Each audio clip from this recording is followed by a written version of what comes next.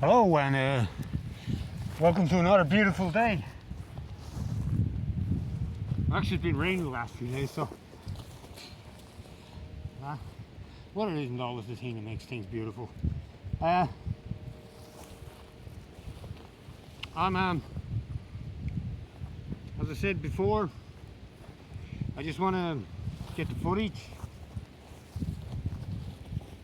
have it in the background, something to look at. I'll be using it in other video projects. In the meantime, you can just absorb the silence. I mean, probably someone on a bicycle or something that will say whatever. But I'm not worried about other people. I just want this footage recorded, and I'm kind of out of breath, so I'm not walking a lot, and it's sudden heat, a little wind,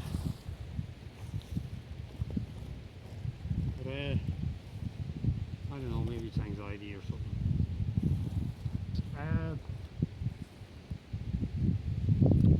What I'm going to talk about is what you've learned and what you can do. Like, here I am making a video, and I don't know big photography lessons or whatever. I've plans for these videos, and it's other things I can do with them. Without going into too much detail, I currently am using a phone to record my video. It's impractical to carry around my better camera. And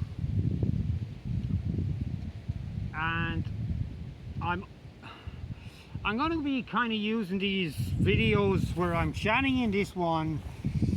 It could be a back scene or something for another project, and maybe on this channel, or when I'm home in the winter in the rain and cold and snow and ice and whatever, I can probably do another talk over this video, but I'll be at my desktop, and I can make it more interesting. I can use the a non-liner multi-track video program like OpenShots to enhance your experience. But at the moment, I'm just kind of at the foundation of making these videos, and as I said in my other videos, I'm trying to free up my voice.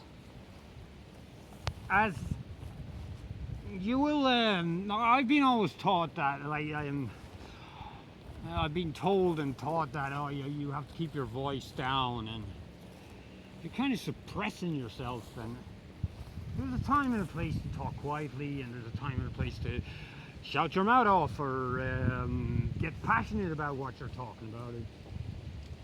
I think that was a lot of my problems I had with alcohol when I was younger. I'm quite expressive in ways. You'll probably hear it through my videos. I've alternative viewpoints and experiences and philosophy on life, and you learn all these things when you're younger, and sometimes we're just branded with these things we learned. Like it's like I'm not a massive fan of his politics or anything, but I like some of his songs. Bruce Springsteen, his song "The River," grew up to be just like your daddy did, and I wouldn't mind doing a job like my daddy did. It was this kind of a, it's classified as a traveling salesman on my birth cert.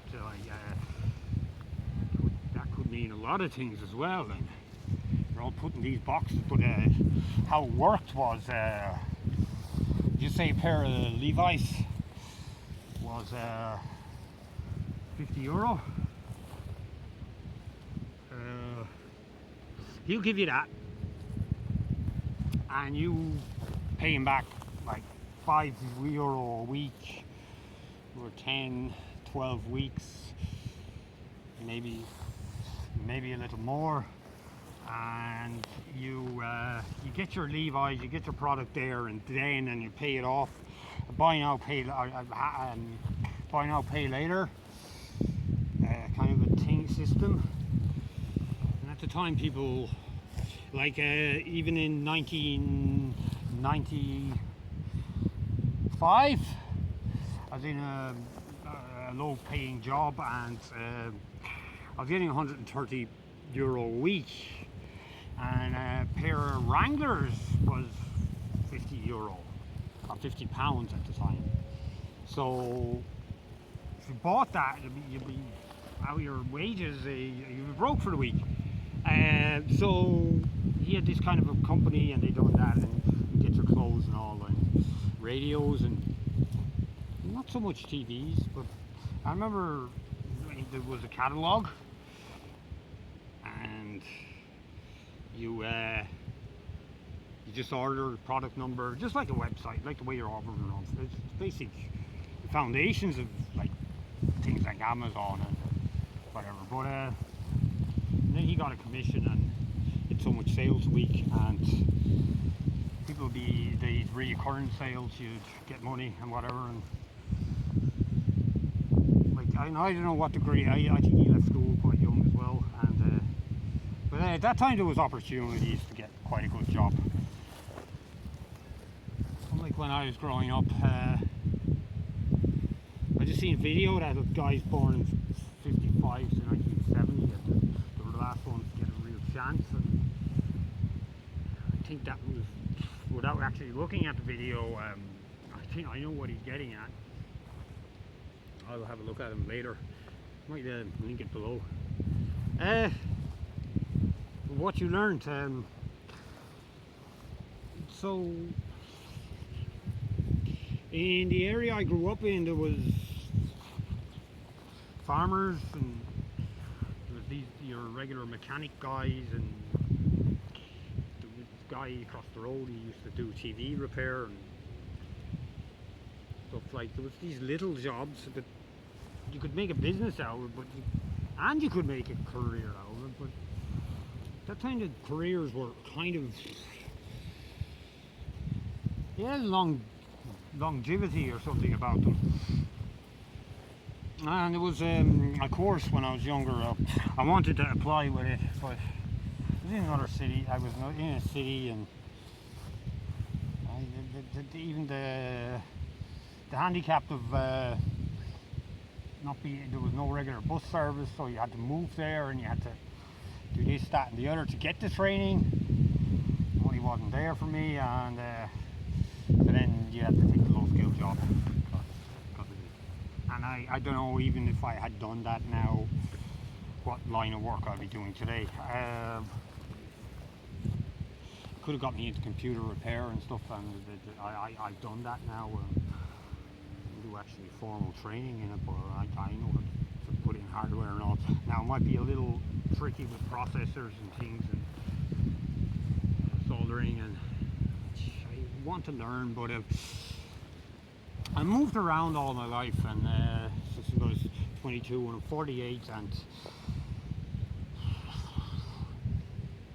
yeah, it's not easy. Soldering iron was not the thing I had my disposable income for, because I needed to secure a job and keep that job so I could have a roof and food over. I'm saying it wrong. I could have a roof over my head and food on the table, bus tickets and whatever. So I took that in, and so you're classified like you're 18, 19, and you take a job after leaving school, and you're classified for life. I was in the military, and I was plumber in the military. And I'm a plumber now. That's a great road to take, a career road, because you'll always need plumbers or carpenters or like these people are looked down by these alpha people like the guy with the big house or the woman with the beautiful body and nice house and all that. You're not good enough if you're a carpenter or a plumber, but they still need you. And even the carpenters and plumbers will start looking down at the labourer, and labourers start looking down at the labourer in another job, and we all have these classism over what people learned. Sometimes jobs you do is just about flexibility and reinventing yourself and doing all these things. But we're all learning things, and I've learned all this video editing, website design, and maintenance, and then I've learned other things, and I can apply my cooking skills to a website if I wanted to, but there's enough, that niche is full. I learned languages, and not in school, just how to speak them. Like I wasn't going in, when I was learning German, I wasn't going into the ASCII there and all that, because I wasn't going to write it, I was going to speak it. Writing and speaking are a little different, and so I'm finding out. Great public speaker, but you might be crap at writing. Or you could be a great writer and total introvert. And now, as everything's gone into visual content, I've kind of adapted what I'm saying into a visual format for things. And then you have all these types of learners, audio and visual learners, and practical learners. Like a lot of things you can learn practically, like just by doing them. And the real thing is to be reliable, and the industry to be reliable, especially because you want a lifetime of work or whatever to pay your mortgage, rent or whatever, or sign a long-term contract. And like I never heard of rental contracts until the 90s and stuff, like in Ireland. You call to a house and they had a room to rent, and they said, are you working or not working, and this is X amount of money a week, and you earn so much a week, and there was no deposits or anything, and it wasn't about it. And now we get tied into these contracts for so-called safety, and what is safety? Like safety is being in a room where you can lock up your like that's security more, but it's where you can go to bed and not have to worry about like the people on the street, like not worry about getting the life kicked out of you, or someone taking out their aggression on you just because they're having a bad day and someone said boo to them at their golf club or something. And now, because it's a lot of so-called well-educated and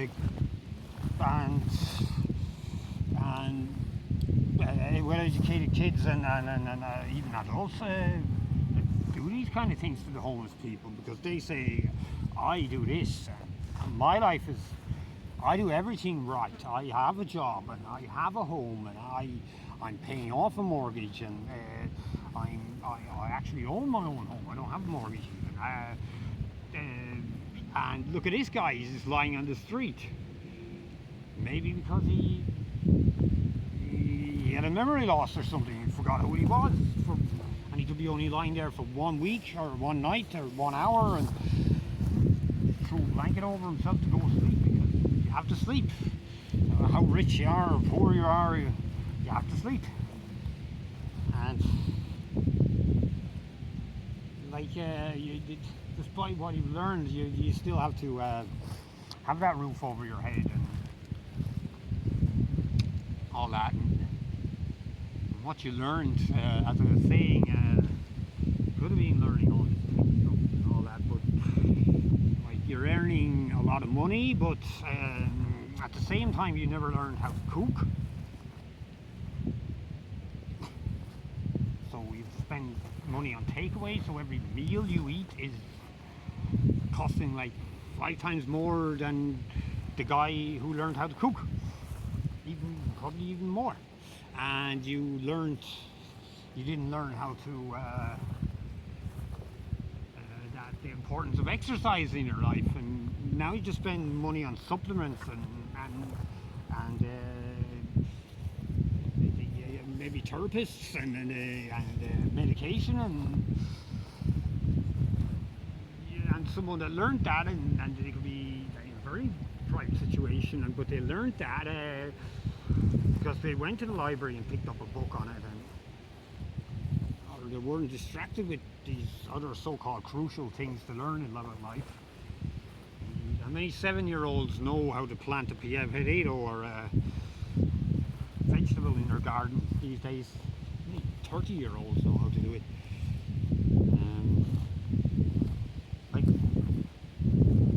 Gardening is not I'm good, I guess, in some ways, but it's a thing I could never get into because of the lack of stability in my life, and I've roamed around the world and different plants and different vegetables and different stuff, so it's kind of tricky to get into it, especially when you're living in a place where a lot of the places I lived in didn't even have a balcony, and you didn't have permission to even start to learn to blow things on a balcony or whatever. So just because you've learned how to do this so-called highly skilled thing doesn't mean you can look down on people who haven't. And you see, here I am at 17 minutes, and my target is 30 minutes. And here I have to apply what I've learned about time management in video. Like, it's total. There's probably people that have more detailed topics on it, and if you know any of them, please, or you are one of them, please, and know how to apply this, please make a comment below. And I do not want you posting URLs in your first comment. Detailed comment, say hi, how are you, and I'll respond to your comment, and you can then maybe put your link there, or maybe you can just go to my contact page on the website and send me an email about it. And as I said, this is all about networking, and these scenes, you can use them for a project, and if you have to put up a 30-minute video, just grab my video and attribute me. Like, I want attribution in a way, like, just attribute the channel, please, if you are robbing anything from it. I don't care if you use now YouTube to download it, but just give me credit, and preferably clickable credit. Like, it's all well and good mentioning people in a video, but you have to have a clickable link, because even if their name is Jim and you got this information from Jim, there's millions of Jims in the world, not GYMs, GIMs. So you have to say Jim 1 2 3 4 5 6 7 8 9 10 11 12, whatever his number is, or name is, username. And you can do that. And it's an easy thing. You just put in mentions and you type the app at and username, and that's how you attribute people. Because a lot of people don't know how to attribute people, and then it gets pulled down on copyright issues. And you don't know how rich or poor I am. I could be an eccentric millionaire and I just want to do something and say, I'm going to take that guy to court for using my Well, you don't, just because you're looking at this, you're just putting this image of myself standing here and talking, and you probably say, oh, he doesn't sound of a highly educated accent or something like that. It doesn't mean I don't know people who know people that can help me with such problems. I really wanted to push it. And what you've learned, like, how does that whole law? You get this. I know you know you're be good at English and all that. That's not spoken English. It's Shakespeare's and Goethe's and stuff is what I know of higher level English, and then language and the English language and whatever language yours is that you want to practice in. They have their own language, and we see on TV that movies and things, and it gives you this false image that law works in this way, and it's all false. It works that way if you have a lot of money, but if you're poor, it's a hell of a lot different. Like I know someone, and they went through a tragedy, and they had to admit to something, like, and they were mentally unstable at the time, and they didn't harm anyone, but the policeman wanted to fill up his little book that he has to answer to his superintendent about how many arrests he's made and charges he's made and how many some successful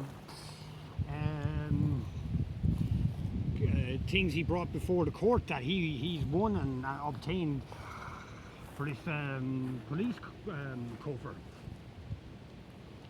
And he's been what he learned was to answer to his superiors, and in a way you can't blame him. He's just trying to pay his house and do his job, but what is paying your house and doing your job when it's, how does your conscience feel about that? That's why a lot of them turn to alcohol and drugs. Like, I know they say drugs are illegal, but I think there's a lot of sniff policemen and judges and whatever and social workers and all, and they just have to go in sober and fresh for their 8-hour shift, and that's it. As long as they go away and stay out of the community, or like your doctor might be advising you not to drink, but how do you know what he does in his spare time? Like, you go out he'll tell you you must stop drinking alcohol, you have a serious problem, or you must stop taking drugs, and then you say, okay, I'll take your advice and thank you very much, and I'll sort out the bill at the reception, and thank you very much for your help, and I'll take these medication if you think it's useful. And then you close the door, and he opens his drawer and takes this little bag out and starts snorting his stuff and drinking his brandy because he can't handle it. Like, his job is to tell you and look after your health. His job is not to look after his own health. He's learned that. That's how he has his nice car and his practice in his house and whatever. And I'm kind of tired today. But if you may notice that I am kind of sticking to my topic, is what you've learned, and I learned yesterday about this. You see, again, I'm horrible with names. I'm not going to even try pronounce it because it's Japanese, but it's this Japanese philosophy. He was a ninja, and it was back in the 1600s, and he has this special philosophy, and so about your code and stuff, and you maybe I'll mix them up with another one, but anyway, I just want to apply these. Maybe it could be two philosophies I'm thinking of. It's always good to learn a little about philosophy, and it's this 1% improvement per day. So if you improve yourself 1%, this is important to learn, and what you've learned. If you improve yourself, well, I'll talk about something I know a little bit about, but not explaining how, why I'm not using that to my full advantage, but maybe I'm using that here. I'll refer to the guitar again.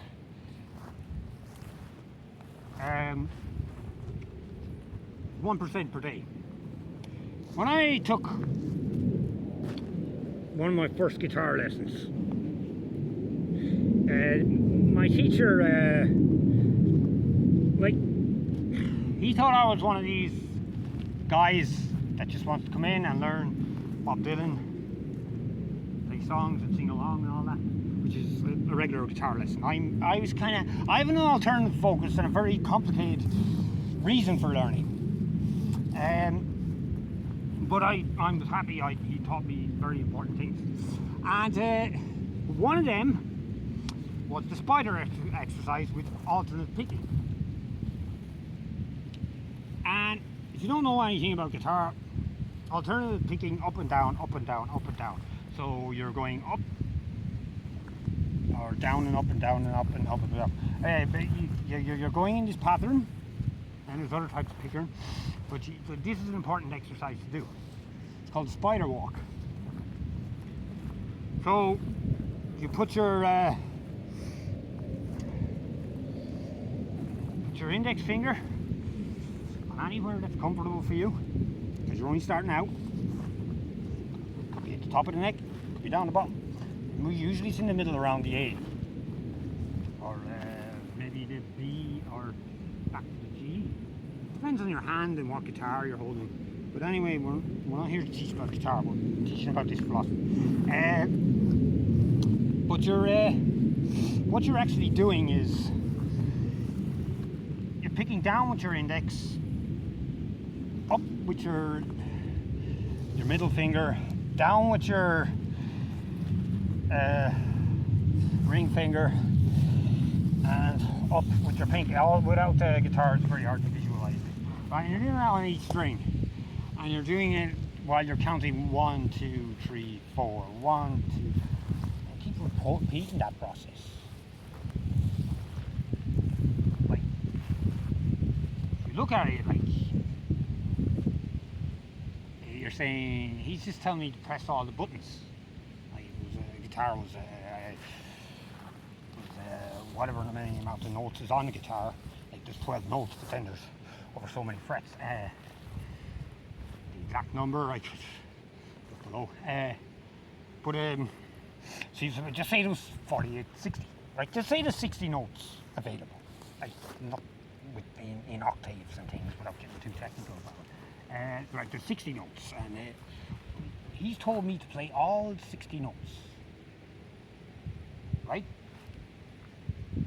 All 60 notes, and keep doing this every day. That's your 1% improvement. If you do that every day, and I can't do figures here out in the field, and my only screen, and I don't have a notepad to do mathematics or anything, but what I'm saying is your starter figure is 100, right? And you improve by 1%, so the next day you're 101%. Right, and on the second day you're on 100, and you've improved even more because you're improving on that 101%. If you want to do the mathematics and I apply it all, then look, I'm in the field and I'm concentrating on communication, not the mathematics. But that's how it goes. And you keep improving, and after a year and years and years, you eventually get into kind of mastery, which you also have to be careful of. Because you can get mastery can lead to perfectionism and procrastination, and you mightn't get to the second string, if you know what I mean. The exercise on the second string. So sometimes you have to learn by, improve by doing and not connecting all the dots. Even though you are connecting the dots, you don't think about connecting the dots how the dots are working, connecting together. You have to think about it. So, it's a little complex of a thing, and I've hit my 30-minute mark. I hope you enjoy the scenery. As I said, you can just enjoy the scenery. I don't know how it looks on the screen, because,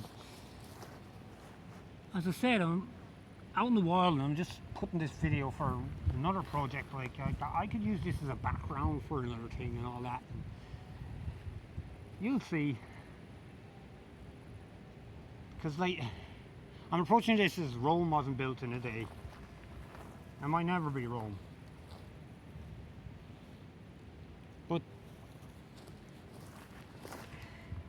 as I said, perfectionism, I'm past 30 minutes, so I could say, oh no, I have went past 30 minutes. But then, like, if I wanted to make it exactly 30 minutes, I could cut it out and stuff. But I'm just going to leave it a little bit longer. And I'm going to leave the last 2 minutes for you to just actually listen to the nature, if you need that bit of it. Environment, or that background sound, or that tranquility. I'm just going to go off and, I hate to say it, smoke a cigarette actually, and let you enjoy this sound. There's a butterfly maybe flying across the screen. Okay, thank you.